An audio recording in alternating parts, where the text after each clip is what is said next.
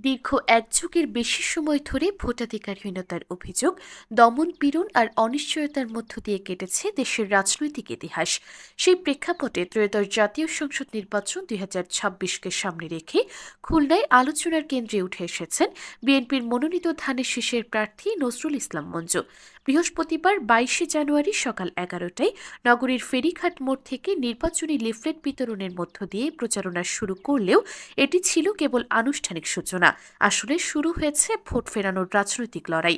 এবারের প্রচারণায় সবচেয়ে চোখে পড়ার বিষয় তরুণদের সরব উপস্থিতি। যারা ভোটার হয়েও কখনো ভোট দিতে পারেনি, তারাই এখন মিছিল, লিফলেট বিতরণ ও স্লোগানে নেতৃত্ব দিচ্ছে। এই তরুণদের উপস্থিতি নজরুল ইসলাম মঞ্জুর প্রচারণাকে দিয়েছে নতুন গতি, নতুন ভাষা।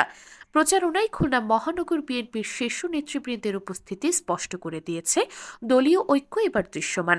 সভাপতি শফিকুল আলম মনা ও সাধারণ সম্পাদক এস.এম. শফিকুল আলম তুহিনের সরব উপস্থিতি মাঠের কর্মীদের মধ্যে আত্মবিশ্বাস বাড়িয়েছে। রাজনৈতিক পর্যবেক্ষকদের মতে খুলনায় বিএনপি এবার আর কেবল প্রতিদ্বন্দ্বিতা নয়, একটি বার্তা দিতে চায়। নজরুল ইসলাম মঞ্জু প্রচারণা ঘিরে তৈরি হওয়া আলোচনায় একটি বিষয় স্পষ্ট, এটি কেবল আরেকটি নির্বাচন নয়, এটি ভোট, অধিকার ও অংশগ্রহণের প্রশ্নে একটি সিদ্ধান্তের মুহূর্ত। নির্বাচনী প্রচারণা চলবে ৯ ফেব্রুয়ারি পর্যন্ত। তবে রাজনৈতিক বিশ্লেষকদের মতে এই সময়ের মধ্যেই খুলনার রাজনৈতিক মানচিত্রে বড় পরিবর্তনের ইঙ্গিত মিলতে শুরু করেছে।